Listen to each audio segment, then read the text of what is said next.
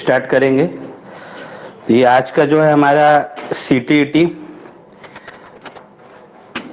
Demo class के लिए last class रहेंगी, मतलब थर्ड डेमो क्लास है हमारी। ठीक है, तो करते हैं स्टार्ट फिर। Welcome everyone to Explore Teachers Academy. जैसा कि आप देख सकते हैं आज हमारा CTET एक्सप्लोर जुलाई 2025 बैच के लिए जो डेमो क्लासेस बनाई जा रही है उसका थर्ड डे है और ये हमारा लास्ट डे भी है। ठीक है, डेमो क्लास 3 डेज का ही था, आपको बताया गया था इसके पहले। ठीक है, 1 मिनट के स्टूडेंट ज्वाइन हो रहे हैं अभी। ठीक है, देखिए इसके पहले ही आपको बताया गया था कि 3 डेज का ही डेमो क्लासेस है। अब यहाँ पर हमको जो है आज टोटल जो 12 क्वेश्चन सॉल्व करने का है, जो 12 क्वेश्चन हमारे बचे हुए थे। तो आज मैं ज़्यादा टाइम नहीं लूंगा, डायरेक्ट हम लोग अभी जो है क्वेश्चन पेपर पर ही आते हैं, लेकिन कुछ इंपॉर्टेंट बातें जो है उसको डिस्कस कर लेते हैं पहले। देखिए इसके पहले फर्स्ट क्लास में भी मैंने आपको बताया था कि हमारे क्लास से जो है 40+ स्टूडेंट ने CTET TET का एग्जाम क्लियर किया है और 10+ स्टूडेंट का गवर्नमेंट जॉब भी लग गया है। तो आपको जो गवर्नमेंट जॉब के लिए शिक्षक भर्ती होती है पवित्रा पोर्टल पर, उसके लिए भी आपको पूरा कंप्लीट गाइड किया जाएगा। ठीक है, अब यहाँ पर आपको एज अ स्टूडेंट क्या करना रहेगा, तो आपको ना एक एग्जाम माइंडसेट आपके लिए आपके इसमें बना के रखना पड़ेगा आपके दिमाग में। एग्जाम माइंडसेट इस तरीके से कि अभी जो हमारा एग्जाम होने वाला है जुलाई 2025 में, डेफिनेटली उसके जो फॉर्म है अप्रैल 2025 में आ ही जाएंगे। तो ये समझ के चलिए आपकी जिंदगी का ये आखिरी एग्जाम है जुलाई 2025 में जो होने वाला है। अगर आपने ये सोच लिया कि सर अभी तो हम देखते हैं होगा तो ठीक है, नहीं तो अगले बार दिसंबर में करेंगे, नहीं तो उसके बाद करेंगे, तो वो माइंडसेट अगर आपने बना के रखे ना, कभी जिंदगी में पेपर नहीं निकलेगा आपका। चलो इनकेस 1-2 अटेम्प्ट के बाद निकल भी गया तो फिर वो मतलब वैल्यू नहीं आएगी आपको जो अभी फर्स्ट अटेम्प्ट के अंदर में बात रहती है। और बिल्कुल 100% चांसेस है आपके लिए फर्स्ट अटेम्प्ट में एग्जाम निकालने का। लेकिन आपको ना उसके लिए यही माइंडसेट बना के रखना जो मैंने आपको बताया है, ये समझ के चलिए जिंदगी का आपका आखिरी एग्जाम है। और इसके लिए एक बहुत छोटा सा मेरा फॉर्मूला है कि आपने जैसे क्लास ज्वाइन करेंगे, मेरे पास ऑनलाइन क्लास आपको अटेंड करना है। अगर ये किसी वजह से आपकी क्लास रह गई तो आप रिकॉर्डेड वीडियो से उसको स्टडी कर सकते हैं, प्लस आपको रिवीजन जरूर करना है। ठीक है, जैसे क्लास 1 घंटे की है, रिवीजन आपका हार्डली जो है 10 मिनट 15 मिनट या किसी का आधा घंटा भी लग सकता है, उसमें हो जाएगा रिवीजन। क्लास या रिकॉर्डेड वीडियो डेली का, हर दिन के लिए बोल रहा हूँ मैं, वो आपने ऑनलाइन क्लास कर लिया 1 घंटे का या रिकॉर्डेड वीडियो से स्टडी कर लिया उस दिन 1 घंटे का, तो रिवीजन आपको कम समय लगेगा उसके अंदर। ठीक है, और फिर आपको प्रैक्टिस करना है। किसकी प्रैक्टिस करना है? जो क्लास हो गई में पढ़ाया जा चुका है, ठीक है, जो नोट्स है आपके पास उसकी प्रैक्टिस करना है, प्लस प्रैक्टिस में आपका जो प्रीवियस हो चुका है वो सब की प्रैक्टिस चलते रहेगी। ठीक है, वो सबका रिवीजन चलते रहेगा। क्लास आपको हर दिन बस एक ही बार करना है। ठीक है, लेकिन रिवीजन प्रैक्टिस आपको कंटिन्यू करते रहना एग्जाम तक। ये और जब जब टेस्ट पेपर हो रहा है, टेस्ट सीरीज हो रहे हैं, तो ये रिवीजन प्रैक्टिस आपको काम आएगी। ठीक है, तो ये फॉर्मूले के अकॉर्डिंग चलिए आप। ठीक है, स्टूडेंट ज्वाइन हुए शायद अभी, और तो इस फॉर्मूले के अकॉर्डिंग चलिए। एक बार मुझे मैसेज में रिप्लाई कर दीजिए, आवाज और स्क्रीन क्लियर है क्या, जरा मुझे एक बार मैसेज में रिप्लाई कर दीजिए। कोई भी एक स्टूडेंट मैसेज में यहाँ पे टाइप कर दीजिए आवाज और स्क्रीन के बारे में। ठीक है, तो बस ये फॉर्मूला आपको अप्लाई करना है। और जो मैंने एग्जाम माइंडसेट बताया, बहुत लंबा चौड़ा कोई मैं भाषण या ऐसा कोई मोटिवेशनल लेक्चर नहीं देने वाला हूँ, क्योंकि एज अ टीचर मेरा काम टीचिंग का ही है और वो आपको 3 दिन के डेमो क्लास में समझ आ ही जाएगा। ठीक है, और जैसे मैं आपको बता रहा था, चाइल्ड डेवलपमेंट पेडागोजी का सब्जेक्ट अब हम नेक्स्ट क्लास में स्टार्ट करने वाले। ये 3 दिन का जो डेमो क्लास में हमारा क्वेश्चन पेपर खत्म हो जाएगा, तो ये आपका जो चाइल्ड डेवलपमेंट पेडागोजी का सब्जेक्ट है CDP का, ठीक है, बहुत इंपॉर्टेंट है। इसका जो पेडागोजी है, बाकी सब्जेक्ट में भी 15 मार्क्स के पेडागोजी है, वो भी हम पढ़ेंगे, लेकिन वो पेडागोजी का भी जो बेस है ये चाइल्ड डेवलपमेंट पेडागोजी ही है। ठीक है, अभी क्वेश्चन पेपर में भी हम वही सॉल्व कर रहे हैं। समझ आ रही है बात? और देखिए मैं बस एक बात कहना चाहूंगा कि ये अटेम्प्ट में जैसे भी हो सकता है ना, आप एग्जाम बिल्कुल क्रैक कर ही लीजिए, क्योंकि प्राइवेट जॉब में, प्राइवेट टीचिंग में बहुत ज्यादा स्ट्रगल है। ये बात आपको आज अगर नहीं समझ में आ रही है तो आज से 2, 3, 4 साल बाद जिंदगी में कभी ना कभी समझ में आ जाएंगी। मतलब इतना ज्यादा प्रॉब्लम है प्राइवेट जॉब में, सफोकेशन, फ्रस्ट्रेशन, बहुत सारी चीजें हैं, उसको लेकर टीचर मैनेज करते हुए काम कर ही रहे। कम सैलरी है और बहुत सारे इशू है, ठीक है। तो मेरे को अब ज़्यादा बताने की ज़रूरत नहीं है, आप देख चुके होंगे ऑलरेडी, और आप में से कई लोग प्राइवेट जॉब कर ही रहे हैं, ठीक है। मैं खुद अभी फिलहाल 4 टीचर का काम अकेले कर रहा हूँ एज अ प्राइवेट जॉब, क्योंकि एक जॉब से जो है उतना इनकम होता ही नहीं है, ठीक है। और अभी हम कोशिश करेंगे कि ये जो हमारा मतलब सेटअप है और ज़्यादा इम्प्रूव हो जाए, ठीक है, डिजिटलाइज हो जाए, लेकिन थोड़ा समय लगेगा उसके लिए, क्योंकि शेर और शेर के भाई अभी कर्जे में है, बहुत जल्द चर्चे में आएंगे। तो अभी हम स्टार्ट करते हैं हमारा क्वेश्चन पेपर, ठीक है। क्वेश्चन नंबर 18 से करेंगे स्टार्ट।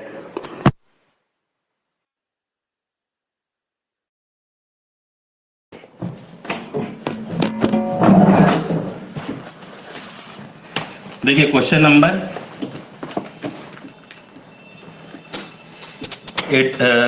18, ठीक है। नहीं 18 हो गया था, 19 से करेंगे।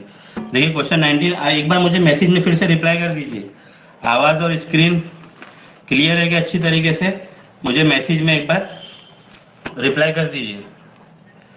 हाँ ठीक है, क्लियर है। देखिए करते हैं, एक मिनट हम थोड़ा पेंसिल देखिए यहाँ पर क्वेश्चन नंबर 19 पे अच्छे से फोकस करिए, आंसर आपको समझ में आएगा तो मैसेज में टाइप करिएगा। तो 19 क्वेश्चन है कि विच of the following statement about emotion is correct in the context of cognition. Cognition का मीनिंग मैंने आपको बताया था, कोई चीज लर्न एंड प्रोसेस, ठीक है, कोई चीज को सीखना और उस पर अप्लाई करने का। तो कौन सा स्टेटमेंट यहाँ पर करेक्ट है अबाउट इमोशन, इमोशन के बारे में कोई चीज को मतलब हम लोग कॉग्निशन यानी लर्न एंड प्रोसेस कर रहे हैं, ठीक है। जैसे आप सीटेट की क्लास कर रहे हो अभी, ये भी आपका कॉग्निशन ही है, लर्न एंड प्रोसेस। तो इसमें इमोशन क्या रोल प्ले करता है? डेफिनेटली इमोशन रोल प्ले करता ही है आपके लर्निंग एंड प्रोसेस में। मैंने कल भी आपको एक क्वेश्चन में ये बात बताया था कि अगर आप बहुत ज्यादा दुखी हो या बहुत ज्यादा गुस्से में हो तो आप क्लास में कॉन्सेंट्रेट नहीं कर पाएंगे, ठीक है। अब देखते हैं हम लोग यहाँ पे ऑप्शन पढ़ते हैं इमोशन के लिए। फर्स्ट ऑप्शन में देखिए क्या बता रहा है आपको, emotion help in efficient retrieval of information but do not influence motivation to learn। Emotion के बारे में बता रहे हैं कि ये जो है इंफॉर्मेशन को रिट्राइव करने के लिए, यानी उसको इंफॉर्मेशन को दोबारा से जानने के लिए, समझने के लिए, दोबारा से उसको याद करने के लिए यूजफुल है, मॉड्यूलेट करता है, लेकिन do not influence motivation to learn, लेकिन उससे मोटिवेशन नहीं मिलता, बिल्कुल गलत बात है। आप मोटिवेशनल वीडियो या मोटिवेशनल किसी के थॉट भी अगर पढ़ते हो तो वो इमोशन ही रहता है जो आपको बिल्कुल एकदम ज्यादा आपके अंदर में जोश पैदा कर देता है, तो ये गलत बात है। सेकंड है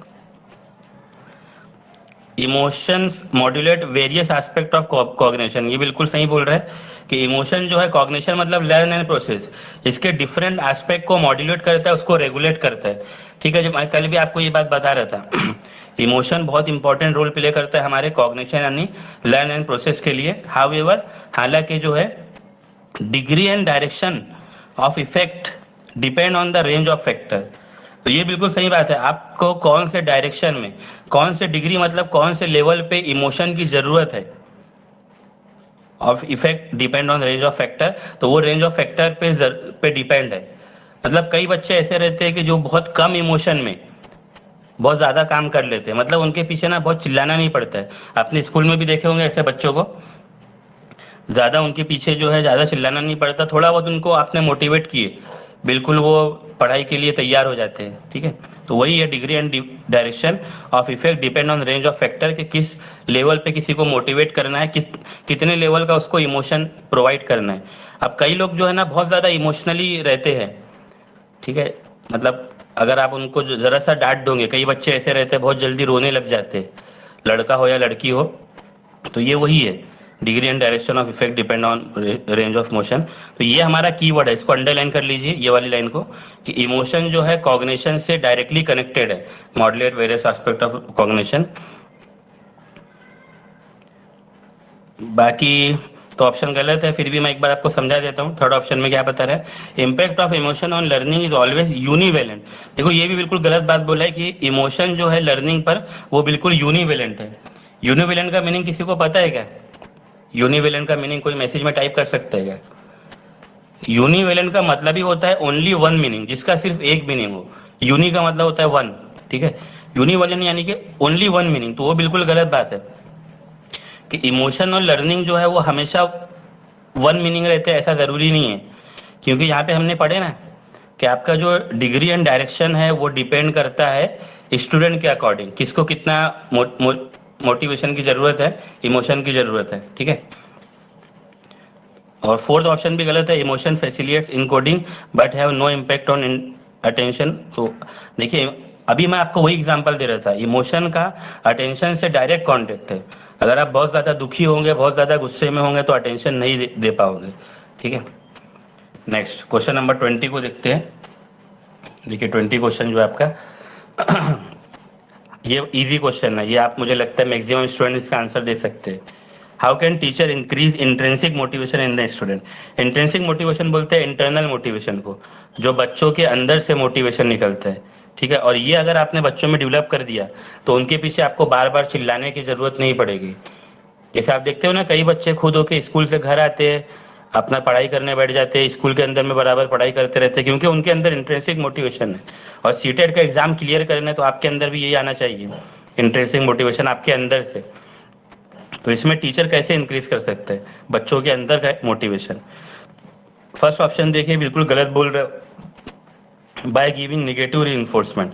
मतलब निगेटिव आप उनको जो है निगेटिव तौर पे उनको आप ये कर रहे हो, अप्रोच कर रहे हो कि नहीं पढ़ोगे तो तुमको बहुत मार पड़ेंगी, पनिश किया जाएगा, तो ये टोटली गलत है।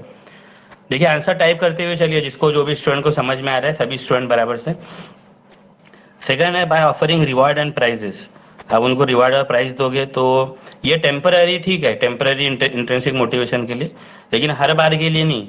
आपके रिवॉर्ड एंड प्राइज खत्म हो जाएंगे नहीं तो एक टाइम, हर बार आपको देते रहना पड़ेगा फिर वो, ठीक है। टेम्पररी के लिए ठीक है बस, वो परमानेंट के लिए नहीं है। लेकिन by inculcating joy of learning, उनके अंदर में जॉय ऑफ लर्निंग, सीखने का जो एक मजा, सीखने की जो क्या बोल सकते हैं इंजॉयमेंट पैदा करिए, ये बिल्कुल ऑप्शन हो सकता है। और डी फोर्थ है बाय गिविंग रिमूवल पनिशमेंट, ये भी बिल्कुल गलत बात है। मतलब उनको आप ये बोलोगे कि आपको सजा नहीं दी जाएंगी, रिमूवल पनिशमेंट, ठीक है। जैसे वो आपने इसका सॉन्ग सुने होंगे ना, 3 इडियट का, 99% मार्क्स लाओगे तो घड़ी वरना छड़ी। तो बोले पढ़ोगे, यानी अगर आप पढ़ोगे तो बोले आपको पनिशमेंट नहीं दिया जाएगा, तो वो भी गलत बात है। यानी पनिशमेंट के डर से अगर बच्चा पढ़ना सीख रहा है तो गलत है वो। इसका सबसे बेस्ट ऑप्शन थर्ड वाला ही है, उनके अंदर एक बार आपने मजा पैदा कर दिया लर्निंग का, और मैं भी वही कोशिश कर रहा हूँ आपके लिए, ठीक है।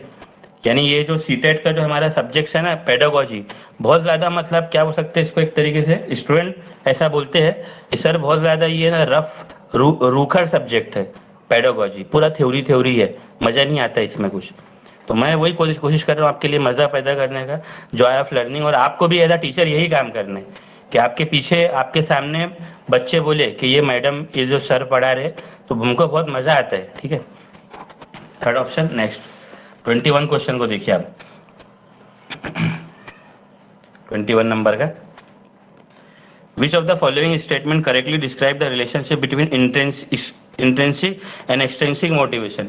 इंट्रिंसिक मोटिवेशन तो मैंने आपको बता दिया, जो बच्चे के अंदर से डेवलप होता है, और एक्सट्रिंसिक मोटिवेशन जो बाहर से, जो टीचर या फिर पेरेंट्स या फिर उसके जो ये रहते हैं ना फ्रेंड्स वगैरह, सिबलिंग्स, उसके ये रहते हैं सिबलिंग, मतलब भाई बहन वगैरह, वो भी डेवलप करते हैं, ठीक है। जैसे एक बच्चा है, वो किसी डॉक्टर को देख रहा है अपने इसमें मोहल्ले में, और उसके अंदर से फिर मोटिवेशन आया कि नहीं मुझे डॉक्टर बनना है, फिर उसके लिए वो काम कर रहा है, ये इंट्रिंसिक मोटिवेशन है, ठीक है। और एक्सट्रिंसिक मोटिवेशन का एग्जांपल देता हूँ मैं, कि एक डॉक्टर है एक बच्चे के मोहल्ले में, और वो डॉक्टर बच्चे को मोटिवेट कर रहे हैं कि बेटा आपको बड़े होकर डॉक्टर बनना है, मेरे जैसे आप ये काम करना है, वो एक्सट्रिंसिक मोटिवेशन है। तो ये दोनों ना कहीं एक दूसरे से डेफिनेटली इंटरकनेक्टेड है, ठीक है, एक्सट्रिंसिक भी और इंट्रिंसिक भी। मतलब देखिए अगर कोई बच्चे में इंट्रिंसिक मोटिवेशन है, एक बच्चा खुद होकर डॉक्टर बनना चाहता है, तो उसको एक्सट्रिंसिक मोटिवेशन की भी जरूरत पड़ेगी, क्योंकि वो खुद होके सोच रहा बन तो नहीं जाएगा ना, उसको किसी की सपोर्ट की तो जरूरत पड़ेगी, ठीक है। चाहे डॉक्टर ही क्यों ना हो, या कोई टीचर, या कोई ऐसा आदमी, ऐसा पर्सन जिसको उसका नॉलेज है कैसे डॉक्टर बनते हैं, तो ये कनेक्टेड है। वैसे एक्सट्रिंसिक मोटिवेशन भी इंट्रिंसिक मोटिवेशन से कनेक्टेड है। अगर एक डॉक्टर एक बच्चे को बोल रहे कि आपको डॉक्टर बनना है, आपको डॉक्टर बनना है, जब तक बच्चे के अंदर से वो नहीं इच्छा आएंगी कि मुझे डॉक्टर बनना है, तो वो नहीं बन सकता। समझ आ रही क्या बात? दोनों कनेक्टेड है एक दूसरे से। वो हमको वही देखते हैं, यहाँ पे ऑप्शन पढ़ते हैं। फर्स्ट ऑप्शन में क्या बता रहे हैं, intrinsic motivation can impact extrinsic motivation. सही बात है, इंट्रिंसिक एक्सट्रिंसिक मोटिवेशन पे असर डालता है, impact, but extrinsic motivation can not impact. नहीं, ये गलत बात है, दोनों एक दूसरे पे इफेक्ट डालते हैं, सिर्फ फर्स्ट वाला नहीं। सेकंड आंसर टाइप करते हुए चलिए, आपको जैसे समझ में आ रहा है आप आगे का भी पढ़ सकते हैं। Intrinsic and extrinsic motivation can both impact on individual behaviour.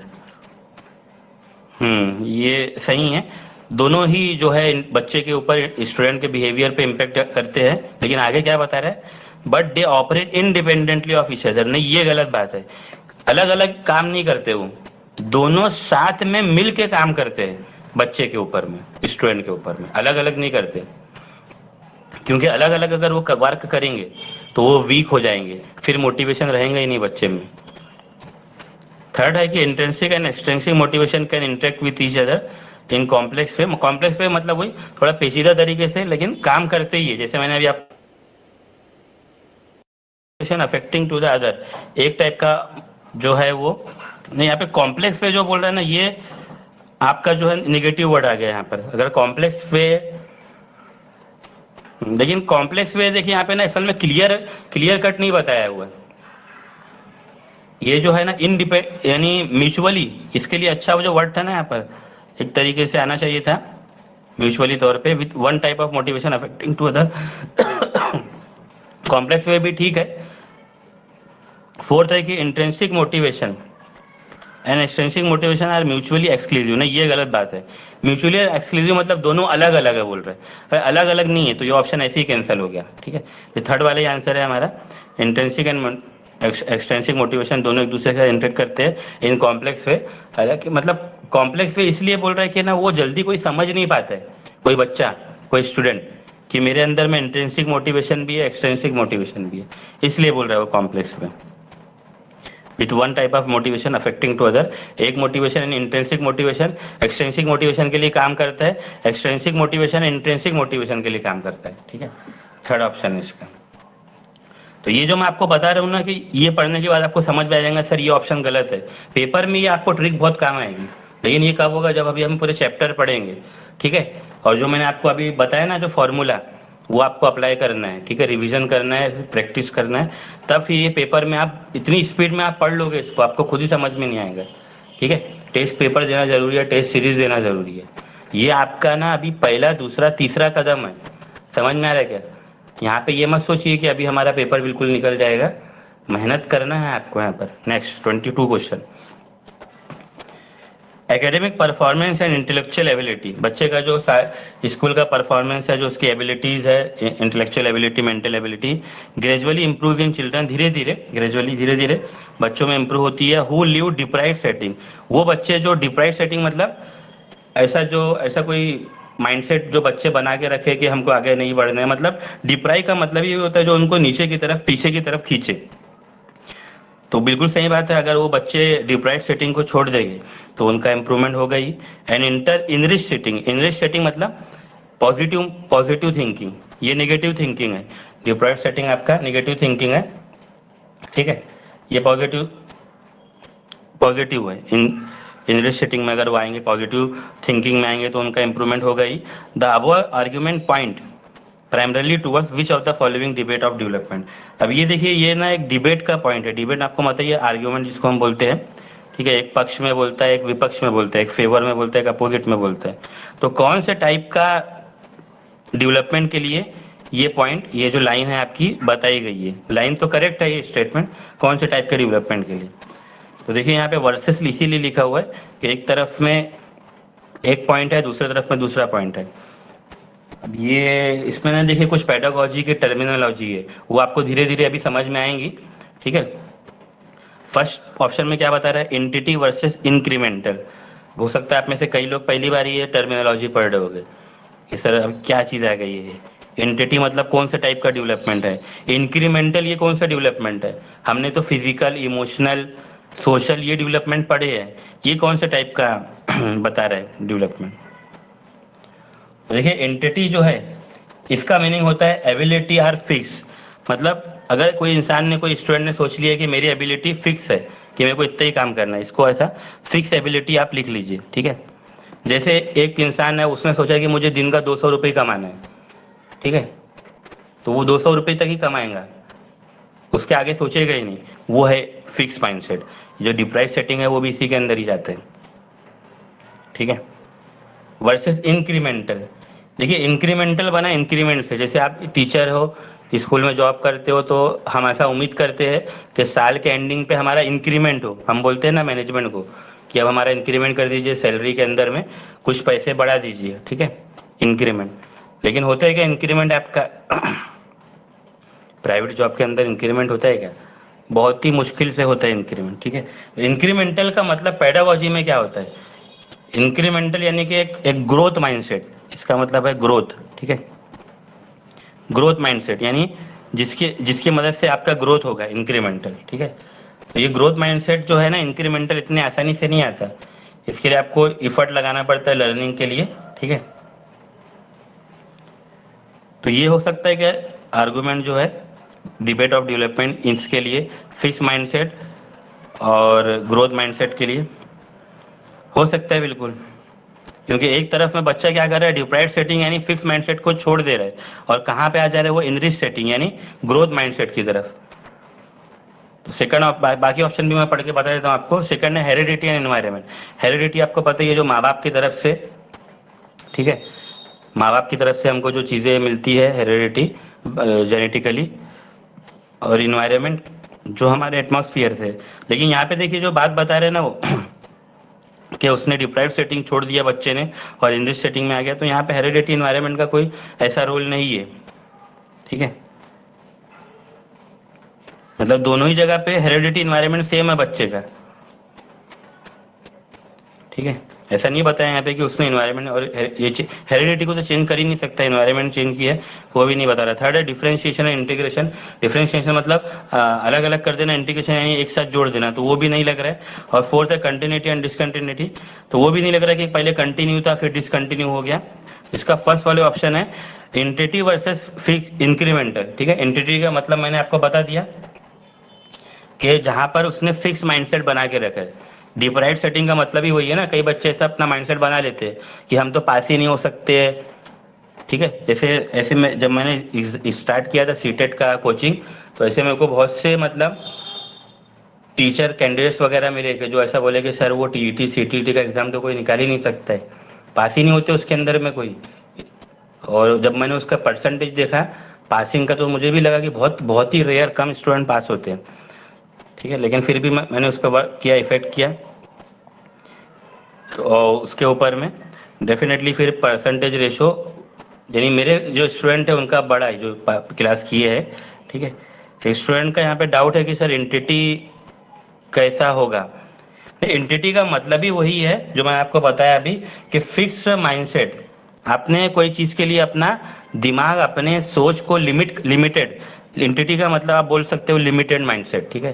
जैसे मैंने एग्जांपल दिया ना कि एक मजदूर ने सोच लिया कि मुझे 200 रुपये ही कमाने हैं, एक स्टूडेंट ने सोच लिया कि मुझे बस सिर्फ 60% ही लाना है, 60% लाना है या 50% ही लाना है, तो वो एंटिटी है, ठीक है। और इंक्रीमेंटल मतलब ग्रोथ माइंडसेट, जहां पर आप सोचोगे, हाँ ऐसा बोल सकते हो आप, फिक्स माइंडसेट यानी अपनी सोच को रोक देना, वो आगे के बारे में सोचेगी ही नहीं। समझ आ रही क्या बात? और इंक्रीमेंटल यानी ग्रोथ माइंडसेट, तो यहाँ पे वही हो रहा है, एंटिटी वर्सेस इंक्रीमेंटल ही हो रहा है। Next question number 23। 23 को पढ़िए आप लोग, जब तक मैं थोड़ा पानी पी लेता हूँ। क्वेश्चन को पढ़िए।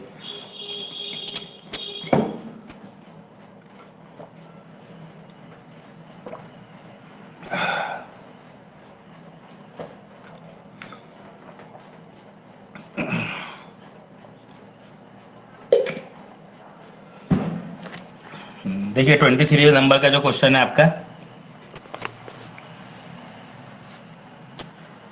यहाँ पे देखिए असर्शन यानी स्टेटमेंट होता है, रीजन उसके लिए रीजन है, आपको वही चेक करना है कि क्या सही है क्या गलत है इसके अंदर में।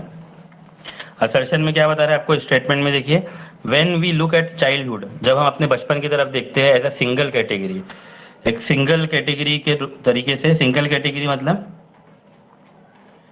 एक एक तरीके, एक मतलब सिंपल क्या बोल सकते हैं उसको, सिंगल कैटेगरी यानी कि एक तरीके से, इन अ वे, एक तरीके से हम देखते हैं अपने बचपन को मुड़कर, we lose out on the social and cultural differences between children. तब जो है ना हम सोशल और कल्चरल डिफरेंसेस बच्चों में नहीं देखते। जैसे आज के ज़माने में जैसे बहुत से कम्युनिटी के बीच में ना ऐसा हेट फैलाया जा रहा है, हिंदू मुस्लिम के बीच में ऐसा नफरत फैलाई जा रही है। लेकिन जब आप अपने बचपन में देखोगे तो आप, आपके मोहल्ले में अगर कोई हिंदू बच्चा होगा जब आप मुस्लिम बच्चे थे, या आप हिंदू बच्चे हो, हिंदू हो जब आपके मोहल्ले में मुस्लिम बच्चे थे, तो आप उसको लूज आउट कर दोगे। मतलब आप वो टाइम पे देख सोचते ही नहीं थे हम लोग बचपन में कि वो हिंदू है तो उसके साथ नहीं खेलना, वो मुस्लिम है तो उससे बात नहीं करना। ऐसा बिल्कुल सही बात है वो। विद रिगार्ड टू जेंडर, और इसमें ना हम जेंडर को भी नहीं देखते थे। मतलब आज जैसे एक लड़का लड़की आपस में बात करने के लिए जैसे तैयार नहीं रहते, जैसे थोड़ा उनको ऑड लगता है, लेकिन बचपन में जो है वो जेंडर वगैरह को भी उतना ये नहीं करते थे। लड़के लड़कियों के साथ खेलते थे, लड़कियां लड़कों के साथ खेलती थी। इथनिसिटी, इथनिसिटी का मीनिंग देखिए ये होता है कि कल्चरल आइडेंटिटी, यानी आपका कल्चर क्या है, आपका समाज क्या है, आपका कल्चर क्या बताता है, वो है इथनिसिटी।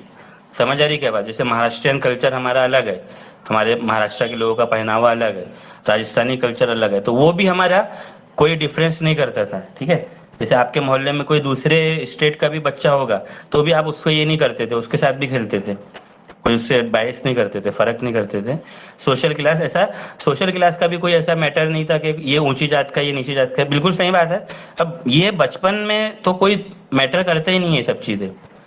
ठीक है, समाज में जैसे जैसे बच्चे बड़े होते हैं ना, तब उनके अंदर समाज में ये सब बातें उनको बताई जाती है कि ये अलग धर्म के, ये अलग जात के। अच्छा, स्टेटमेंट बिल्कुल करेक्ट है वो। ठीक है, बचपन में हम ये सब कुछ भी नहीं देखते। रीजन क्या बता रहा है? Childhood is a social construction. ये भी बिल्कुल सही बात है कि आपका जो बचपन है ना वो सोशल कंस्ट्रक्शन है। तो आप बोलोगे सर ये कंस्ट्रक्शन का मतलब, सोशल कंस्ट्रक्शन का मतलब क्या होता है? यानी यहाँ पे ना अपना नॉलेज और मीनिंग जो है, अपना नॉलेज और मीनिंग कंस्ट्रक्ट करते हो समाज में रहकर, सोशल इंटरेक्शन से। जब तक आप वो बच्चों के साथ खेलोगे नहीं, धीरे धीरे फिर आपको समझ में आएगा, आपके माँ बाप बताएंगे कि वो देखो वो लड़की है उसके साथ ज्यादा नहीं खेलना है, कोई लड़के को अगर खेल रहे तो।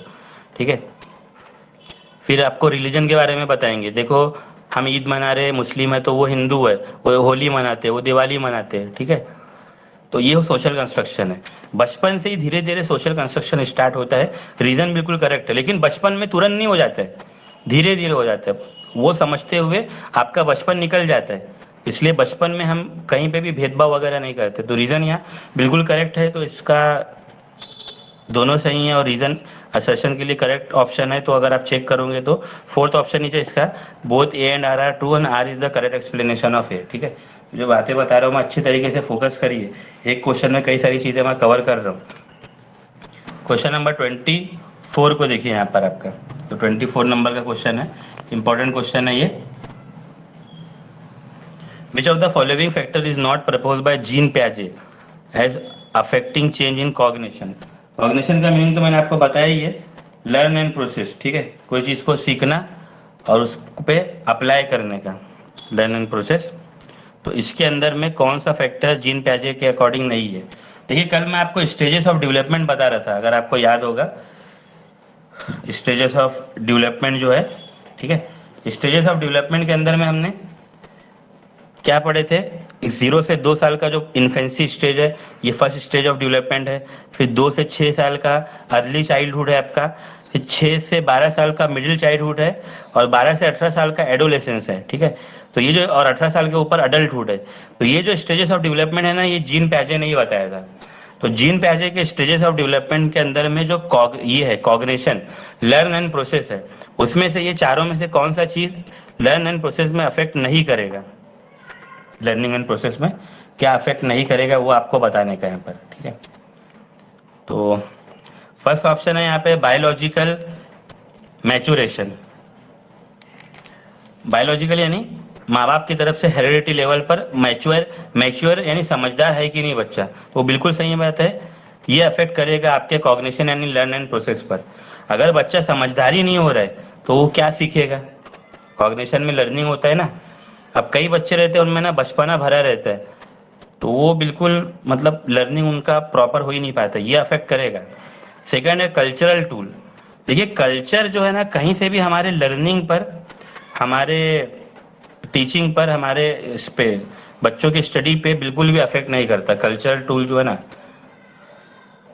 कल्चरल टूल समझ में आ रहेगा किसको बोलेंगे? कल्चर का मतलब क्या होता है?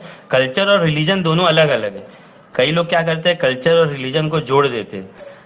देखिए, रिलीजन जैसे हिंदू मुस्लिम हो गया, कल्चर मतलब आप जो जो शहर में रहते हो, जैसे आप नागपुर सिटी में रह रहे हो, नागपुर सिटी का कल्चर अलग है, अमरावती सिटी का कल्चर अलग है, ठीक है?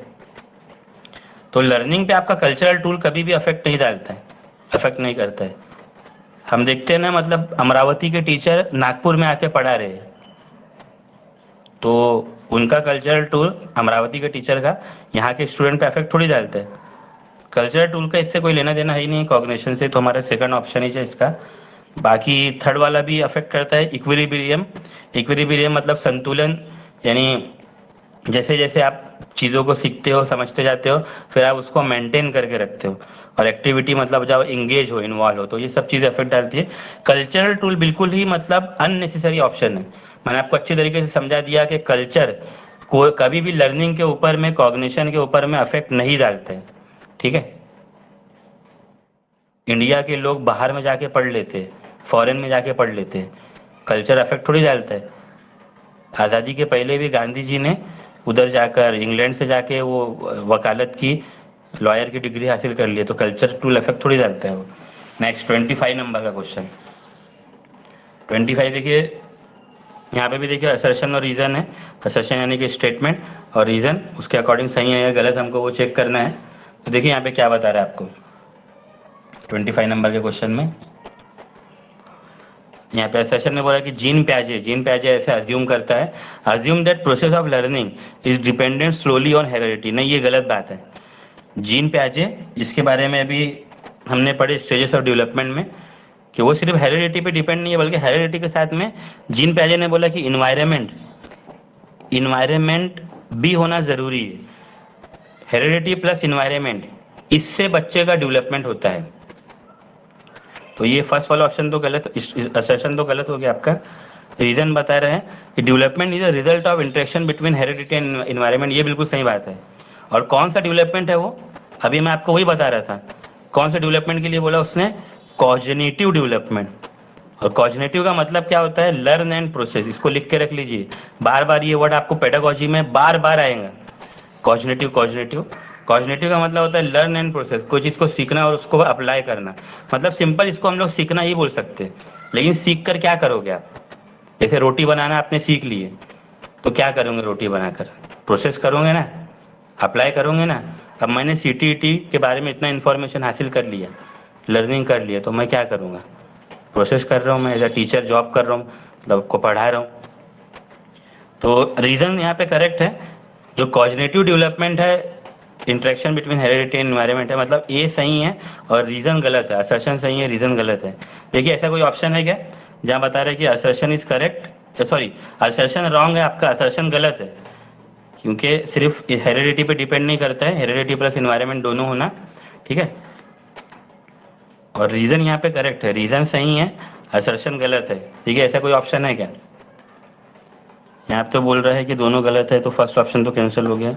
यहाँ असर्शन को ट्रू बोल दे रहा है, ये ऑप्शन भी कैंसिल हो गया। यहाँ पे दोनों को ही गलत बोल दे रहा है, ये भी गलत हो गया। रीजन यहाँ पे करेक्ट है, असर्शन गलत है। और फोर्थ बोल रहा है कि दोनों ही गलत है, नहीं ये भी गलत हो गया। ये आप बोलोगे सर ये कैसी बात कर रहे हो आप? आपने बोले ये बात समझ में आई हमको कि असर्शन यहाँ गलत है, क्योंकि जो लर्निंग है हेरिडिटी प्लस इन्वायरमेंट, ये तो खुद भी आप देख सकते हो ना, जीन प्याजे की जरूरत ही नहीं है। आपने जो कुछ अपनी जिंदगी में सीखा, लर्निंग करा, तो उसमें आपकी हेरिडिटी मतलब माँ बाप की तरफ से जो हमको जेनेटिकली कैरेक्टरिस्टिक मिलती है वो तो काम करती है, प्लस इन्वायरमेंट भी अफेक्ट करता है ना। अगर आपका इन्वायरमेंट अच्छा होगा स्टडी के लिए, समझ यानी पॉजिटिव होगा, तो आपका लर्निंग भी उसमें अच्छा होगा। लेकिन ऐसा तो ऑप्शन मिल रहा नहीं है, तो फिर क्या करेंगे? तो देखिए, अगर कभी एग्जाम में ऐसा हो जाए आपके साथ कि आपको लग रहा है कि सर ये आंसर का तो ऑप्शन गलत है, तो फिर आप क्या करना, कोई तो भी एक ऑप्शन को अटेम्प्ट कर देना। इसका जो आंसर था ना, आंसर की में वो जेड था, जेड। अभी आप बोलोगे सर ये ऑप्शन तो 1 2 3 4 है, ये आपने जेड कहाँ से ला ली? जेड का मतलब क्या है? जेड तो है ही नहीं यहाँ पे। जेड का मतलब है मार्क्स अलॉटेड टू ऑल। ठीक है, तो ये ऐसा याद रखिएगा। ऐसा बहुत कम होता है, लेकिन बहुत ही रेयर होता है कि कभी कोई क्वेश्चन के ऑप्शन गलत आए। क्वेश्चन यहाँ सही है, ऑप्शन गलत है, ठीक है। तो अगर कभी ऐसा हो जाए आपको लग रहा है कि सर यहाँ पे तो ऑप्शन बिल्कुल सभी गलत है, तो छोड़ना नहीं, क्वेश्चन कोई नहीं छोड़ना, कोई भी एक ऑप्शन अटेम्प्ट कर लेना, ठीक है। आप बोलोगे हम कैसे सर अटेम्प्ट कर लेंगे जबकि है ही नहीं उसमें। ये आपको पूरे ऑप्शन पढ़ने के बाद समझ में आ रहा है कि कोई भी ऑप्शन यहाँ पे करेक्ट है ही नहीं, ठीक है। और आपको मार्क्स चाहिए तो कोई भी एक ऑप्शन आपको अटेम्प्ट करना पड़ेगा। फिर आप आंसर की में चेक करोगे, इसके आंसर की में इसका आंसर जो है जेड है, मतलब जिसने कोई भी एक ऑप्शन अटेम्प्ट करा उसको हर किसी को नंबर मिला है, ठीक है। अब जिसने खाली छोड़ दिया तो उसको कुछ भी नंबर नहीं मिला। ये बात याद रखिएगा। आप बोलोगे सर ऐसे क्वेश्चन आए तो हमारा अच्छा हो जाए, लेकिन बहुत ही रेयर होता है ऐसा। क्वेश्चन 26 को देखिए, थोड़ा सा समझने वाला क्वेश्चन है ये 26। ध्यान दीजिए यहाँ पे जरा। अकॉर्डिंग टू जीन पे आ जाए, when children can not handle new experience, जब बच्चों के साथ में कुछ नया वाकया, नया चीज होती है, नया एक्सपीरियंस होता है तो वो हैंडल नहीं कर पाते with their existing cognitive structure. Cognitive का मतलब ये लर्न एंड प्रोसेस, मतलब जो जो उन्होंने पहले सीखा है, जो उन्होंने पहले उनको जानते हैं, बच्चे जो चीज को जानते हैं और कुछ नया हो जाए उनके साथ तो वो उसको हैंडल नहीं कर पाते। सही बात है ये। दे एक्सपीरियंस, तो उनको क्या एक्सपीरियंस होता है बच्चों को ऐसी सूरत में, किस चीज़ का एक्सपीरियंस होता है। एंड रिजोर्ट टू, रिजोर्ट मतलब वो सहारा लेते हैं, ठीक है। जैसे आप बच्चे के साथ कुछ तो भी अनोखा हो गया, नया हो गया, तो उनको कैसा एक्सपीरियंस होगा, थोड़ा अजीब सा एक्सपीरियंस होगा, और फिर वो किसका सहारा लेंगे आपको वो बताना है। तो कैसा एक्सपीरियंस होता है देखते हैं यहाँ पे ऑप्शन में। एक तरफ में बता रहे हैं डिसइक्विलिब्रियम, ठीक है, डिसइक्विलिब्रियम और डिसोनेंस, ठीक है। डिसइक्विलिब्रियम का मतलब ही होता है इक्विलिब्रियम यानी संतुलन, डिसइक्विलिब्रियम यानी कि संतुलन, तवाज़ुन बिगड़ जाना, और यही होता है बच्चों के साथ। डिसइक्विलिब्रियम मतलब स्टेट ऑफ बीइंग अनबैलेंस। तो जब बच्चे कुछ नया एकदम एक्सपीरियंस करते हैं ना अपनी ज़िंदगी में, तो थोड़ा वो ऐसा अनबैलेंस हो जाते हैं कि अरे ये क्या हो गया, ये तो हमने कभी पहले देखा ही नहीं था, ठीक है। तो डिसइक्विलिब्रियम यहाँ पर है। अब डिसइक्विलिब्रियम के लिए दो ऑप्शन आपके पास, या तो फर्स्ट होगा या फोर्थ होगा, ठीक है। डिसइक्विलिब्रियम होता है उनको एक्सपीरियंस। एंड रिजोर्ट टू, फिर सहारा किसका लेते हो, देखिए सहारे के लिए यहाँ पे आपको बता रहा है इंटरनलाइजेशन, खुद का इंटरनलाइजेशन, खुद खुद होकर वो अपने आप का सहारा लेते नहीं, ऐसा नहीं होता। वो खुद होके इंटरनलाइजेशन तो होगा ही नहीं उनका, क्योंकि नई चीज़ वो एक्सपीरियंस कर रहे हैं और उनका संतुलन बिगड़ गया। तो वो क्या करते हैं, उस चीज़ को जो नया उन्होंने देखा है अपनी ज़िंदगी में, धीरे धीरे उसको फिर समझने लगते हैं, उसको अडॉप्ट करने लगते हैं। तो एडॉप्शन इसका फोर्थ वाला ऑप्शन है, ठीक है। और ऐसे आपने भी अपनी ज़िंदगी में करे हैं। जब आपके साथ कुछ मतलब समझ के चलिए आपका 5th से 6th क्लास में चेंज हुई, मेरे साथ ऐसा हुआ, मैं अपना बता रहा हूँ। प्राइमरी क्लास से जैसे ही मेरा एजुकेशन हाई स्कूल इसमें प्राइमरी से मिडिल में मेरा चेंज हुआ 5th क्लास में, तो वहाँ पे है ना मेरा बिल्कुल डिसइक्विलिब्रियम हो गया। मतलब मैंने प्राइमरी के जो टीचर देखे थे, हाई मतलब मिडिल स्कूल में वैसे टीचर नहीं देख पाया। मेरा डिसइक्विलिब्रियम हो गया, थोड़ा संतुलन, ऐसा नहीं कि मेरा दिमागी संतुलन बिगड़ गया बस, लेकिन एक मुझे लगा कि ये थोड़ा टीचर की क्वालिटी, टीचर का मतलब उतना तो मैं समझ नहीं पाता था, लेकिन लग रहा था कि कुछ तो भी चेंज हो रहा है। लेकिन फिर धीरे धीरे मैंने किसका सहारा ले लिया, रिजोर्ट टू एडॉप्शन। तो मैंने बोला चलो अब तो वो प्राइमरी के टीचर तो मिलेंगे ही नहीं, इसी को अब अडॉप्ट कर लो कि यही टीचर है हमारे, अब इन्हीं से ही मतलब हमारा ये आगे मतलब पढ़ाने वाले सब, इनसे ही हमको पूरा माइंडसेट करके रखना है, वो है एडॉप्शन, ठीक है। 27 क्वेश्चन, एग्जाम्पल वगैरह मैं इसीलिए दे रहा हूँ आपको ताकि आप रिलेट कर सको, इन सब चीज़ों को समझ सको उसको अच्छी तरीके से, ठीक है।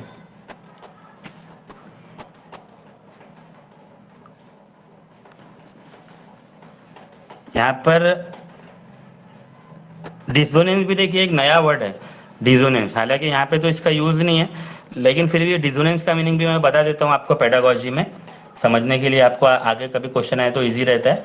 डिसोनेंस इसका मतलब होता है क्या इसको हम बोल सकते हैं एक तरीके का lack of agreement in belief या practice. Lack of agreement in belief practice मतलब आप कोई चीज को सोचते हो तो उसमें आपको आपका क्या हो सकता है, डाउट रहता है, ठीक है, कि सही है या नहीं है, डिसोनेंस, ठीक है। कोई कोई चीज़ की आप प्रैक्टिस कर रहे हो या कि कोई चीज़ को आप सोच रहे हो, तो वहाँ पे आपका एग्रीमेंट आप तैयार नहीं रहते उसके लिए, आपके मन में डाउट रहता है, डिसोनेंस कि होगा या नहीं होगा।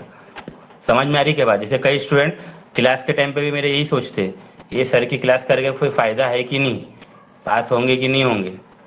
ठीक है, तो देखिए वो आपके साथ में हमेशा रहोगा, लेकिन मैं साफ साफ ये बात बोलता हूँ कि जो मैं आपको फॉर्मूला बता के दिया हूँ, वो फॉर्मूला अगर आप अप्लाई करोगे, क्योंकि मैंने अपने स्टूडेंट पे चेक किया, उसको टेस्ट किया उन पे, जिन्होंने वो फॉर्मूला अप्लाई किया, हर क्लास में मैं ये बात बताता हूँ, वो फर्स्ट अटेम्प्ट में निकाल लिए। और फिर बाकी कई स्टूडेंट है जो बोल रहे थे कि देखेंगे कर लेंगे, और ऐसा करते करते एग्जाम का टाइम करीब आ गया, आखिरी का 1 महीना, आधा महीना, 1.5 महीना था, फिर टेंशन लेके बैठ गए, अब कैसे पढ़ेंगे, इतना क्या होगा, फिर वो चले गया उनका टाइम पास में। ठीक है, 27 क्वेश्चन देखिए, वाइल प्याजे व्यूज चिल्ड्रन, देखिए ये बहुत इंपॉर्टेंट क्वेश्चन है ये भी। प्याजे का जो नजरिया था, जो उसका व्यू था बच्चों के अकॉर्डिंग कैसा था, और वाइतस्की का जो व्यू था बच्चों के अकॉर्डिंग, चिल्ड्रन के अकॉर्डिंग कैसा था। अभी तो हमको इनकी पूरी थ्योरी ही पढ़ने का है, ठीक है। दोनों का थ्योरी अलग अलग है। तो प्याजे का जो व्यू था बच्चों के अकॉर्डिंग, फर्स्ट ऑप्शन में बता रहे कि एक्टिव इन मैनिपुलेटिंग आइडिया, कि बच्चे जो है, प्याजे ऐसा बोल रहा था, मैनिपुलेटिंग आइडियाज में एक्टिव रहते हैं। मैनिपुलेटिंग आइडिया का मतलब मैंने इसके पहले भी अभी आपको एक क्वेश्चन में बताया था कि मैनिपुलेटिंग आइडिया यानी कि बच्चे एक्टिवली इंगेज रहते हैं कोई कंसेप्ट को सीखने के लिए, किसकी मदद से, थ्रू हैंड्स ऑन एक्टिविटी और कॉन्क्रीट ऑब्जेक्ट। ये जो कॉन्क्रीट ऑब्जेक्ट है ना, उसी को मैनिपुलेटिव बोलते हैं। कॉन्क्रीट ऑब्जेक्ट, जैसे आप टीचिंग एड्स में जिसका इस्तेमाल करते हो, कॉन्क्रीट ऑब्जेक्ट, जैसे ये पेंसिल है, ये कॉन्क्रीट ऑब्जेक्ट है। ठीक है, टीचिंग एड्स वगैरह में हम लोग यही सब तो बनाते हैं, मॉडल वगैरह। ठीक है, पेंसिल का मॉडल नहीं बनाते आप, जो भी थर्माकोल या दूसरी चीज़ों का मॉडल वगैरह बनाते हो, तो वही मैनिपुलेटिंग है। तो प्याजे का ऐसे ही मानना था कि बच्चे जो है ना, इंटरेक्शन से, एक्टिविटी से ज़्यादा सीखते हैं। ठीक है, हैंड्स ऑन एक्टिविटी से उनकी अंडरस्टैंडिंग बेटर होती है। और वाइतस्की का मानना था कि सोशल कॉन्टेक्स्ट से, active in social context, first वाला ही ऑप्शन है इसका। ठीक है, वाइतस्की का ऐसा बोलना था कि बच्चे समाज से रह के ज़्यादा सीखते हैं, वो बात भी सही है। और जो जीन प्याजे बोल रहा है वो बात भी सही है कि बच्चे एक्टिवली इन्वॉल्व होकर, ठीक है, मैनिपुलेटिंग आइडिया मैंने आपको बताया, इंगेज होकर, हैंड्स ऑन एक्टिविटी मतलब वही, ये कॉन्क्रीट ऑब्जेक्ट वगैरह को यूज़ करते हुए, समझते हुए सीखते हैं। दोनों अपनी अपनी जगह सही है, दोनों को ही पढ़ना जरूरी है। तो इसका फर्स्ट वाले ऑप्शन है। ठीक है, 28 क्वेश्चन, 28 क्वेश्चन को पढ़िए आप, जब तक मैं थोड़ा पानी पी लेता हूँ फिर से। पानी मतलब जरूरी है सर।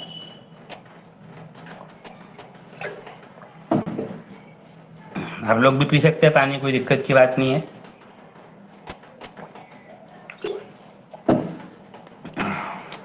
खाना वाना भी खा सकते हैं, कोई दिक्कत की बात नहीं है। ठीक है, कई स्टूडेंट है मेरे ऐसे, मतलब खाना खाते हुए भी क्लास करे, लेकिन उनका माइंड खाने पे ज़्यादा क्लास के ऊपर में था।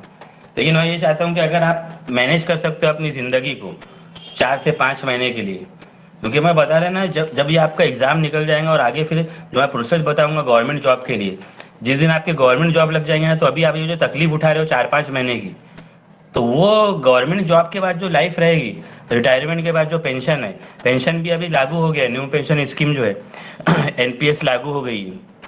पहले जो, अभी जो कई टीचर वगैरह कोशिश कर रहे हैं पुरानी पेंशन स्कीम के लिए, लेकिन वो अभी पुरानी पेंशन स्कीम लागू नहीं है। ठीक है, अभी जो एनपीएस भी अभी लागू हो, मतलब वो गवर्नमेंट, स्टेट गवर्नमेंट डिपार्टमेंट में धीरे धीरे अभी पूरा इम्प्लीमेंट हो ही रही है। ठीक है, मतलब मैं वही बता रहा कि जो जो एक क्या बोलेंगे, जो जो कंफर्ट मिलेगा आपको जिंदगी में, तो ये 4-5 महीने की जो तकलीफ है ना, तो कुछ भी नहीं है उसके मुकाबले में। एक बार ही करो मतलब, लेकिन जबरदस्त करो। ठीक है, जबरदस्त पढ़ाई करो बिल्कुल। 28 क्वेश्चन है आपका, what is are the basis of determining the stage of moral development in Lawrence Kohlberg theory. ये लॉरेंस कोहलबर्ग जो है, ये भी आपका एक साइकोलॉजिस्ट है। इनका जो थ्योरी है ना, ये मोरल डेवलपमेंट पे था। मोरल डेवलपमेंट, मोरल का मतलब होता है इखलाक, मोरल का मतलब इखलाक, शिष्टाचार जिसको हम बोलते हैं। स्टूडेंट का डाउट है ओल्ड पेंशन स्कीम के बारे में कोई अपडेट है क्या? नहीं, देखिए ओल्ड पेंशन स्कीम का अभी ऐसा कोई उसका अपडेट नहीं आया हुआ है, उसके लिए मतलब कई पिटिशन वगैरह है। ठीक है, वो एक अलग मैटर है। ठीक है, अभी आप इस पर फोकस करिए। तो मोरल डेवलपमेंट पे इनका पूरा फोकस था लॉरेंस कोहलबर्ग का, कि बच्चे के अंदर में इखलाक, जिसको हिंदी में शिष्टाचार बोलते हैं, वो कैसे डेवलप हो। और उसके लिए क्या करा था लॉरेंस कोलरबर्ग ने, अलग अलग लेवल बनाया था। तो ये अभी हम पढ़ेंगे उसका pre operational level, pre operational level, operational level और पोस्ट ऑपरेशनल लेवल। ठीक है, ये 3 लेवल को अभी हम पढ़ेंगे डिटेल में आगे। तो ये 3 लेवल बताया था उसने मोरल डेवलपमेंट के लिए। प्री ऑपरेशनल के बच्चे के अंदर में मोरल डेवलपमेंट अलग तरीके से होता है, ऑपरेशनल के जो इसमें रहते हैं उनमें अलग तरीके से होता है। प्री ऑपरेशनल स्टेज में कौन से साल के बच्चे रहते हैं? 0 से 9 साल के। ठीक है, 9 साल तक के बच्चे रहते हैं इनमें। ये देखिए 9 साल तक के बच्चों को आप देखोगे, उनमें अगर आपको इखलाक मोरल डेवलपमेंट करना है तो उनको रिवार्ड या पनिशमेंट, ठीक है, वो छोटे बच्चों के लिए रिवार्ड पनिशमेंट उस तरीके से, या लर्निंग नहीं बोल रहा हूँ मैं, मोरल बोल रहा हूँ, मोरल, इखलाक। छोटे बच्चों को अगर आपको तहजीब सिखाना है, डिसिप्लिन सिखाना है, तो 9 साल तक के बच्चों के लिए आप वही पनिशमेंट या फिर रिवॉर्ड, इसी से आप इम्प्रूवमेंट करोगे उनमें। जो आपका, सॉरी, ये प्री ऑपरेशनल की जगह ना कन्वेंशनल है, गलती से मैंने ऑपरेशनल लिख दिया, कन्वेंशनल लेवल है, conventional, pre conventional level, conventional level और पोस्ट कन्वेंशनल लेवल। ठीक है, तो प्री कन्वेंशनल लेवल 9 साल तक के बच्चे, 0 से 9 साल तक के बच्चे, रिवार्ड या पनिशमेंट से उनमें मोरल डेवलपमेंट आप कर सकते हो। कन्वेंशनल लेवल जो है ये 9 से 13 साल के बच्चे रहते हैं, तो इनमें मोरल डेवलपमेंट करने के लिए आपको जो है एक्सटर्नल इथिक्स, यानी बाहर से कोशिश करना पड़ता है। उनमें रिवार्ड पनिशमेंट वाला काम नहीं चलता है। ठीक है, बाहर से उनको, यानी एज अ टीचर स्ट्रिक्टली तौर पे उनको सुपरविजन करे, उनको ये करे, ट्रेनिंग दे, तब जाके मतलब जो भी है उस तरीके से कन्वेंशनल लेवल में 9 से 14 साल के बच्चों में मोरल डेवलपमेंट होता है एक्सटर्नल लेवल पर, एक्सटर्नल इथिक्स से। जो पोस्ट कन्वेंशनल है आपका, ये अडल्ट, एडोलेसेंस और अडल्ट, यानी 12 साल से बड़े जितने भी बच्चे हैं और जो भी मतलब अडल्टहुड वाले, यानी 18 साल से भी ऊंचे आगे के जो लोग हैं, वो पोस्ट कन्वेंशनल लेवल में आते हैं। तो ये पोस्ट कन्वेंशनल लेवल वालों के अंदर में मोरल डेवलपमेंट के लिए आपको पर्सनल इथिक्स, उनके अंदर में पर्सनल इथिक्स, यानी अगर देखिए 12 साल का जो बच्चा है उसके अंदर में अगर इखलाक है, शिष्टाचार है, तहजीब है, तो ही वो आगे मतलब वो मोरल डेवलपमेंट रहेगा उसमें। नहीं, अगर उसके अंदर में नहीं है, पर्सनल एथिक नहीं पैदा किया आपने बचपन में ये कन्वेंशनल लेवल पे, तो वो नहीं कर पाएगा। समझ आ रही क्या बात? तो यहाँ पर आपको वही बोल रहे कि कौन सा जो है बेस है डिटरमाइन करेगा stage of moral development, Lawrence Kohlberg theory. तो देखिए यहाँ पे 3 पॉइंट है, एबीसी करके 3 पॉइंट है, उसके नीचे में ऑप्शन है। तो देखते हैं 1 बाय 1 हम लोग कौन सा यहाँ पे ऑप्शन जो है सही है। पहले 3 पॉइंट है। फर्स्ट पॉइंट में देखिए क्या बता रहा है आपको, एज ऑफ इंडिविजुअल, इंडिविजुअल का एज, नहीं ये तो नहीं है। देखिए ये आपने 3 स्टेज को, तो 3 स्टेज को यहाँ पर आपने डिफाइन किए हो, लेकिन हर स्टेज में मोरल डेवलपमेंट है। ठीक है, हर स्टेज में मोरल डेवलपमेंट है, उसमें एज हर किसी के अंदर आ ही रही है। ठीक है, तो एज का यहाँ पे कोई मैटर नहीं है। बी ऑफ पॉइंट है कि answer given by the individual for against stealing, stealing यानी अगर किसी ने चोरी कर लिया है, कोई बच्चे ने, तो उसमें वो जो आंसर दे रहा है बच्चा, उसके अकॉर्डिंग, उसके अगेंस्ट में, चोरी क्यों किया है, या उसके पक्ष में या विपक्ष में, जैसे यहाँ बता रहा है पक्ष में या विपक्ष में, तो वो चीज हो सकता है मोरल डेवलपमेंट में। ठीक है, यानी ये आप इससे डिसाइड कर सकते हो कि बच्चा कौन से लेवल पर होगा, प्री कन्वेंशनल लेवल पे, कन्वेंशनल पे, कि पोस्ट कन्वेंशनल लेवल पे जो आंसर दे रहा है। ठीक है, कैसे समझ में आएगा, लेकिन ये जो बोल रहे हैं ना, basis for determining the stage of development, वो आंसर जो दे रहे हैं ना, उससे आप डिसाइड करोगे कि वो बच्चा प्री कन्वेंशनल लेवल पर है, कन्वेंशनल लेवल पर है, कि पोस्ट कन्वेंशनल लेवल पर है। ठीक है, जैसा उसका आंसर रहेगा। ठीक है, ये छोटे बच्चे जो है, तो उनको तो पता है कि अगर चोरी आप बताओगे तो उनको मार पड़ेगी, तो वो कभी आंसर देगा ही नहीं, उसके पक्ष में आंसर देगा ही नहीं कि हाँ मैंने चोरी किया है। ये जो है, ये 2 लोग कन्वेंशनल या पोस्ट कन्वेंशनल वाले, कन्वेंशनल जो तो आपके 9 से 14 साल है, और पोस्ट कन्वेंशनल जो 14-12 साल से ऊपर के लोग हैं, 9 से 13 साल है कन्वेंशनल, ठीक है। इसको कभी 12 साल तक भी कंसिडर किया जाता है, 9 से 12-13 साल कन्वेंशनल है। ये लोग ही उसके पक्ष में आंसर दे सकते हैं, तो इससे आप डिसाइड कर सकते हो। एज से इसको डिसाइड नहीं कर सकते हो, ठीक है, एज से हम डिसाइड नहीं कर सकते। हालांकि जो मैंने आपको बताया ना, प्री कन्वेंशनल, कन्वेंशनल और पोस्ट कन्वेंशनल, एज के अकॉर्डिंग के एज के अकॉर्डिंग जो मैंने आपको बताया 0 से 9 साल, 9 से 13 साल और 13-14 साल से ऊपर में। लेकिन ये कोई फिक्स नहीं है एज का उसमें, ठीक है। एक अज्यूम किया गया है कि वो एज के बच्चे हैं, ठीक है। नहीं तो कई तो ऐसे भी बच्चे 14-15 साल के हो जाते हैं और उनको बिना मतलब मारे हुए, बिना उनको रिवार्ड पनिशमेंट किए हुए आप उनके अंदर में मोरल डेवलपमेंट कर ही नहीं सकते, ठीक है। एज का यहाँ पे ऐसा कोई मैटर नहीं है। तो बी वाला है पॉइंट जो अफेक्ट करता है मोरल डेवलपमेंट में, उससे आप बता सकते हो कि कौन से लेवल पर है वो, the stage of moral development Kohlberg theory. सी है आपका यहाँ पर reasoning underlying the individual response. अब वो बच्चा कैसा रिस्पॉन्स दे रहा है उसके रीजनिंग से, उसके जवाब से, ठीक है, उसके जवाब से, उसके रिस्पॉन्स से भी आप ये अंदाजा कर सकते हो डेफिनेटली, तो कि वो कौन से लेवल ऑफ डेवलपमेंट पर है, ठीक है। सी वाला पॉइंट भी है इसका। तो इसका थर्ड वाला ऑप्शन है बी एंड सी ओनली, ठीक है, बी एंड सी ओनली। अब मुझे नहीं लगता एक बार में ये जल्दी समझ में आया होगा आपको, क्योंकि ये जब तक हम लोग इसका जो है ना मोरल डेवलपमेंट के जो 3 लेवल है, conventional level, pre conventional level, conventional level और पोस्ट कन्वेंशनल लेवल, जब तक हम ये पूरा पढ़ेंगे नहीं तब तक इसको अच्छी तरीके से समझ नहीं पाएंगे, क्योंकि उसमें बहुत सारी चीज़ें हैं, ठीक है। लेकिन एज ऑफ इंडिविजुअल उसमें डिसाइड नहीं करता है वो, ठीक है। 29 क्वेश्चन को देखिए यहाँ पर। According to Leo Vygotsky the essence of cognitive development is, देखिए इसेंस का मतलब होता है मीनिंग, कॉग्निटिव डेवलपमेंट का मीनिंग क्या है वाइटस्की के अकॉर्डिंग, वाइटस्की क्या बोलता है कॉग्निटिव डेवलपमेंट के लिए। तो ये वाइटस्की वही बात बोलता है जो मैं आपको बोल रहा हूँ, पेडागोजी साइकोलॉजी जो है बच्चों का, उसको समझिए। फोर्थ ऑप्शन है इसका mastering the use of psychological tool, ठीक है। वाइटस्की जो है साइकोलॉजिकल टूल यानी बच्चों को किस तरीके से आप उनको उनको समझ सकते हो। जैसे पेडागोजी भी वही है ना, हाउ टू टीच चिल्ड्रन, बच्चों को कैसे पढ़ाना। तो पेडागोजी के लिए आपको पहले साइकोलॉजी समझना जरूरी है ना, आप बच्चों का माइंडसेट कैसा है, वो कब पढ़ना चाहते हैं, किस तरीके से पढ़ना चाहते हैं। तो वाइटस्की आपको वही बोलता है कि लर्न एंड प्रोसेस अगर को करना है या आपको खुद होके भी करना है तो पहले क्या करिए, उसका साइकोलॉजी को समझिए, फिर उसको यूज करिए। और पेडागोजी उसी के ऊपर डिपेंड है, साइकोलॉजी पर ही, हम लोग वही पढ़ेंगे पेडागोजी में।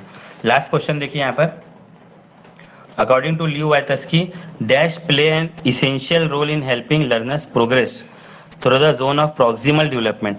कौन सी चीज जो है बच्चों के प्रॉक्सिमल डेवलपमेंट के अंदर में हेल्प करती है। अब ये प्रॉक्सिमल डेवलपमेंट ये क्या चीज है, कौन सा लेवल है ये प्रॉक्सिमल डेवलपमेंट।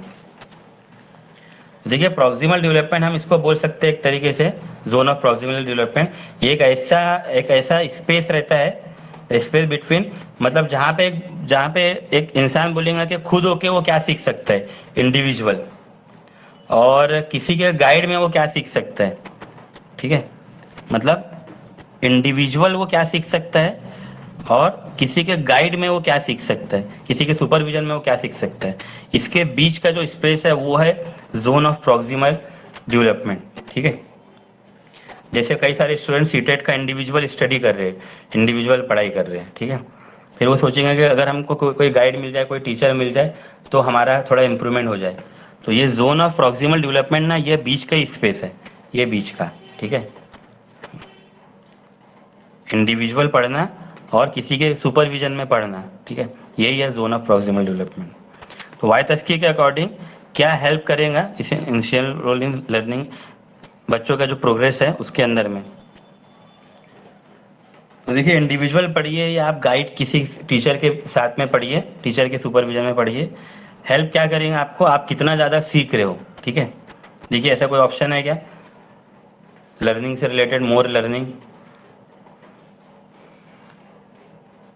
फर्स्ट ऑप्शन ही है इसका मोर नॉलेजेबल अदर्स, ठीक है, दूसरों से आप कितना ज़्यादा नॉलेज सीख रहे हो, ठीक है, मोर नॉलेजेबल अदर्स।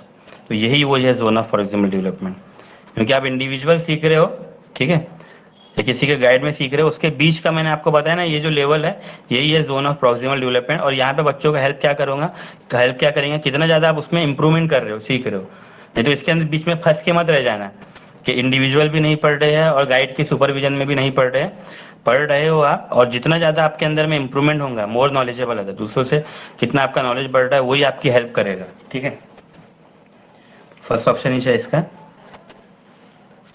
ठीक है, तो अभी क्वेश्चन पेपर भी हमारा कंप्लीट होता है और डेमो क्लास भी कंप्लीट होती है। अब जैसे हम चाइल्ड डेवलपमेंट पेडागोजी का जो है फर्स्ट चैप्टर स्टार्ट करेंगे नेक्स्ट क्लास में, उसका पहले इंट्रोडक्शन देखेंगे सब्जेक्ट का शॉर्ट में, और फर्स्ट सब्जेक्ट उसका फर्स्ट चैप्टर स्टार्ट करेंगे। ठीक है, class is and now, thank you.